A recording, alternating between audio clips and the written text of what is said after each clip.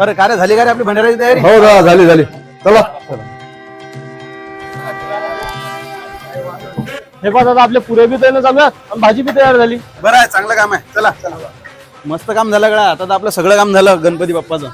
हो दादा झालं कसं काय, आपलं तर मेन काम राहिलं. मेन काम कोणतं रे बा? डीजेच तर सांगायला राहिला.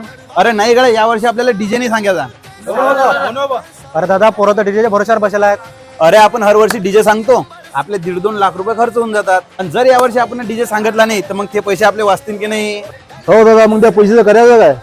अरे आपल्याच एखाद्या कार्यकर्त्याचा बिझनेस सेट करून द्यायचा. हो पण दादा कोणाचा? अरे तुझ्याच. अरे आम्हाला सगळ्याला माहित आहे ना की तू किती गरीब परिस्थितीत जगून राहिला. अरे तुला या परिस्थितीतून काढण्याची जबाबदारी आमचीच आहे ना. हो पण दादा हा करीन काय? अरे आपण याला एखादी नाश्त्याची हॉटेल टाकून देऊ ना, आणि हॉटेल चालवायसाठी रोज नाश्ता करायला आम्ही यूज की. अरे धन्यवाद दादा. अरे चल लाग मग तयारीले आणि सांग तुझ्या घरच्यांना. दादा प्रत्येक मंडळाला तुमच्यासारखा अध्यक्ष पाहिजे. अरे हो, पण तुमची इच्छा आहे ना की मिरवणूक आपली जल्लोषात निघायला पाहिजे.